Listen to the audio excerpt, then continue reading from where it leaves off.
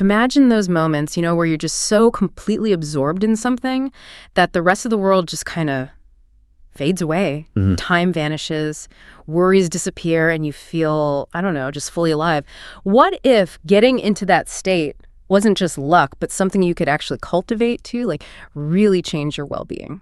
Yeah, that's exactly what we're diving into today. It's not just a nice idea. There's real substance behind it. Yeah. We're looking at how tapping into your inner artist, finding that state of flow, can genuinely shake things up for your health, your mind, your whole spirit. Right. So that's the plan. We're connecting creativity, mental health, and this psychological concept called flow. We've got some powerful stories. We'll touch on the science and, crucially, give you some real practical ways to bring more of this into your own life. So let's start there. What exactly is flow? Being in the zone. Okay, so flow essentially is this mental state where you're completely immersed, like totally involved in whatever you're doing. You've got this energized focus, you're fully engaged, and you're actually enjoying it. People call it being in the zone, yeah, or maybe locked in. Your sense of time gets all warped because you're just utterly absorbed. And the story behind it is pretty cool, too, isn't it? It came from Mihaly Csikszentmihalyi, a psychologist back in '75. That's the one, Hungarian-American psychologist. And what's great is his research started just by watching people, especially artists. He was fascinated by painters who get so lost in what they were doing that they'd literally skip meals, forget to sleep. They were just completely consumed by the act of creating. Wow. And that's actually where the name flow came from. When he talked to these people, they kept using metaphors related to water. Ah, okay. Things like, it felt like floating, or I was just carried along by the flow. It's this feeling of effortless movement, being swept up in the current of the activity. That makes so much sense. It feels very intuitive. So what are the key ingredients? You mentioned a few things that define it. Yeah, there are about 6 core components. First, intense focus, right on the present moment. Nothing else matters. Okay. Second, action and awareness just merge. You stop thinking about doing it. You're just doing it seamlessly. Third, you lose that self-consciousness, the inner voice judging you. Gone. Oh, that's a big one. Definitely. Fourth, you feel a sense of control, like you've got agency over what's happening. Fifth, time gets weird, speeds up, slows down. Yeah, I've felt that. And finally, number 6, the activity itself is the reward. It's intrinsically motivating. They call it an autotelic experience. Yeah. You do it for the sheer joy of it, not for some external prize. Okay, so what's happening in the brain? Why does it feel like that? Well, cognitively, it's about attention. Your brain can handle roughly maybe 110 bits of information per second. It sounds like a lot, but it's actually quite limited. Right. When you're in flow, the activity you're doing basically uses up almost all of that capacity. So there's just no mental bandwidth left for distractions or worrying about what someone thinks or doubting yourself. Your brain is just fully occupied. Okay, that explains the focus and the lack of self-consciousness. Exactly. And that's why it's called an optimal experience. It's incredibly gratifying because you're usually operating at the peak of your abilities, meeting a challenge that's just right for you. It fosters growth and satisfaction. So, connecting this to creativity, how does being creative act as a sort of gateway to this optimal state and boost well-being? Well, creativity is one of the most common and reliable ways people enter flow. There's a really deep connection there. It's not for nothing that things like Culture Days had themes like creativity, the arts, and well-being. Right. There's this growing understanding that creative expression isn't just a nice to have. It's actually pretty vital for both individual and community health. It helps us flourish. And we found some really striking examples of this in action, haven't we? People using arts for healing. Absolutely. Like Raven Dada, she used theater, performance as a way to work through addiction. She said something like, in my initial days of sobriety, I needed creative projects to address what was going on. Her play actually mirrored her experience. That's powerful, using the art form itself as therapy. It really is. And then there's Brad Nieseik's play, giving audiences a sense of what it's like inside the mind of someone dealing with a psychiatric condition, using art for empathy. Yeah. Music, too, of course. Performer MEJE talks about songwriting as this crucial form of expression, how making music can just spark happiness. And visual arts. Kirsten Hatfield, an abstract artist, found that her experience with bipolar disorder actually fueled her work with intensity and passion, turning a challenge into a strength. Wow. Or elder Dr. Duke Redbird, using his visual art to teach indigenous history, keeping culture alive and sharing it. art as connection and preservation. And it's not just the traditional fine arts either, is it? Some examples are really unexpected. Totally. Like Tracy Wittes and her brutal knitting. Brutal knitting. Yeah. She used it to tackle depression, calling it a life changer for dealing with inner demons. Or Arlene Weber making these tiny, intricate paintings as a deliberate challenge for herself. Amazing. These aren't just hobbies. They're clearly deep, meaningful practices for them.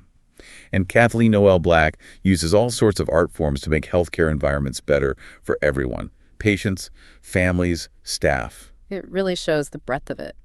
So let's zoom in on writing for a second. Creative writing seems like a really accessible tool. What are the specific psychological benefits there? Yeah, creative writing is fantastic for emotional management. One big thing is mental clarity. How so? Well, when you write things down, you have to organize your thoughts. It forces you to gain perspective, maybe make better judgments. You become more aware of your own internal landscape, your emotions. Right. There was even a study showing just 20 minutes of writing about opinions and feelings led to, quote, superior mental clarity. It's like cleaning out your mental closet. That makes sense. Tidying up the thoughts. And what about self-esteem? Writing can definitely boost that. It gives you a safe space to express yourself without worrying about being judged immediately. You can explore your own thoughts, your own importance in a private way. Okay. And attention span. We hear so much about shrinking attention spans. Right. Writing pushes back against that. It forces your brain to focus, to multitask in a complex way. You're composing, thinking, reading your own words all at once. It really exercises that concentration muscle. Good point. And it's a great self-care tool for stress. Just getting difficult feelings out onto paper can be incredibly cathartic. Remember James Pennebaker's work? Vaguely, remind me. He found that people who wrote about really tough emotional experiences actually had fewer physical health problems afterward, like migraines. A tangible benefit. Yeah, that's significant. Yeah. Plus, it just naturally sparks more creativity. The act of writing generates new ideas. Free writing exercises show this clearly. And memory gets a boost too, especially with handwriting. Handwriting specifically. Yeah, the physical act, the sensory input, the feel of the pen, the look of the words. It seems to forge stronger neural connections, helping you remember and process ideas better. Fascinating. So thinking about someone listening who maybe struggles to identify their emotions clearly, we talked about art journaling as a specific technique. Yes, exactly. Art journaling can be brilliant for that.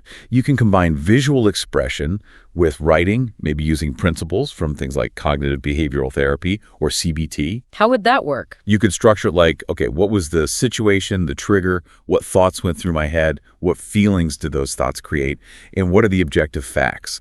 It helps you pinpoint the emotion moving from a vague, I feel bad, to, okay, I feel angry or I feel scared. Naming it is the first step to managing it. That sounds really practical, a concrete tool. So if we want to actively find more flow, how do we set ourselves up for it? What are the conditions? Right. So the core idea, as we said, is that balance between challenge and skill. Not too hard, not too easy.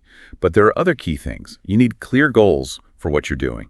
Okay. You need immediate feedback so you know how you're progressing. And you need to be doing it for its own sake, that intrinsic motivation.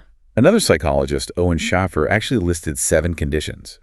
Knowing what to do, knowing how to do it, knowing how well you're doing, knowing where to go next, if it's that kind of task, feeling the challenge is high, feeling your skills are high enough to meet it, and crucially, freedom from distractions. Freedom from distractions. That feels like a big one today. It really is. So you can definitely shape your environment. First, try scheduling specific time for it. Even just half an hour regularly can build momentum. Makes sense. Like making an appointment with flow. Kinda, yeah. Second, think about your workspace. Is it well lit, comfortable, inspiring? And most importantly, can you minimize interruptions?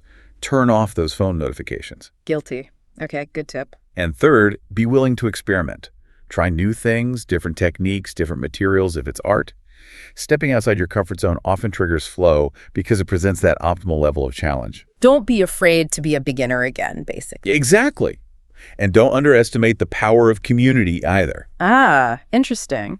How does community play in? Connecting with others who share your interest, local groups, online forums, whatever it provides support, you get feedback, motivation. You see people doing amazing work through community art projects, like those, Newcastle Gateshead initiative. Right, I read about those. They specifically use art to improve mental health, combat loneliness, build social bonds. They create these supportive spaces. There was a great quote from someone involved. What did they say? Something like, you're going out learning something, you get fed, you bring something home, you get resources. It's just great. It highlights that shared experience, the reciprocity. That sense of belonging and shared purpose really adds another layer. So flow is clearly powerful in creative contexts, but it's not just about art, right? It shows up elsewhere. Oh, absolutely. It's universal. Think about education. When students are in flow, they're more engaged, they learn better, recall information, solve problems more effectively. It boosts their motivation to learn. Okay, makes sense for learning. What about sports? That's the classic zone for athletes, isn't it? Yeah. Peak performance often happens in a flow state. Everything feels effortless, automatic. You hear athletes talk about it all the time. Like who? Any examples? Ayrton Senna, the Formula One driver, described a qualifying lap once as driving in a different dimension, in a tunnel, just completely absorbed, operating beyond normal limits. Wow. Or Wayne Gardner, the motorcycle racer, talked about an above-body experience, like he was watching himself race. These are extreme examples of flow, where skill and focus are just off the charts. Incredible. And work. Can we find flow in our jobs? Definitely. Flow at work leads to higher job satisfaction, better performance, more innovation, productivity. It helps create what Csikszentmihalyi called good work, where you're enjoying using your skills to the fullest and contributing to something meaningful beyond just yourself. So the conditions are similar. Clear goals, feedback. Yes, clear goals, immediate feedback, and that critical balance between the challenges of the job and your skills to meet them. When that balance is right, people grow. They develop more complex skills, emotionally, cognitively. Okay, so it sounds amazing, but what gets in the way? What stops flow from happening? Well, the main roadblocks are usually apathy, boredom, or anxiety. Right. If the challenge is way too low compared to your skills, you just get bored. There's no engagement. If the challenge is way too high, you feel overwhelmed, anxious, you can't cope. So it's about finding that sweet spot. Exactly. And it's dynamic. If you're bored, you need to find ways to increase the challenge. If you're anxious, maybe you need to step back and build up your skills a bit more before tackling it. It's a constant calibration. So with all these positives, is there any downside? Or is flow always just good? That's a fair question. It needs a bit of perspective. While flow itself feels fantastic and has huge benefits for growth and meaning, Csikszentmihalyi did offer a slight caution. He noted that because flow activities are so enjoyable, they can become addictive for some people. There's a potential risk of using flow as an escape, becoming less willing to deal with the messy, sometimes ambiguous parts of regular life. Ah, okay. So it's about engagement, not just escapism. Precisely. Its real value isn't as a way to avoid life, but as a way to make life richer, more intense, more meaningful. It's about strengthening yourself within life, not outside of it. That's a really important distinction. Yeah. So wrapping up, it feels like we've seen just how tightly linked our creativity, our mental state, and our overall sense of well-being really are. Definitely. That state of flow, whether you find it painting, writing, playing music, coding, gardening, whatever, it's this incredible pathway to deep satisfaction and personal growth. It's about discovering yourself through doing, really. Yeah. So maybe the question for you listening is, what's one small thing, one small creative step you could try this week, just to invite a little more flow into your life? And maybe it's not about being brilliant at it straight away. Not at all. It's more about just being present in the activity, losing yourself for a bit in the simple enjoyment of creating or doing, finding that zone where challenge and skill meet. We really hope this conversation sparks something for you, inspires you to maybe explore your own inner artist, whatever form that takes, and tap into that power of flow. Absolutely. Until next time, keep exploring, keep creating. And keep finding your zone.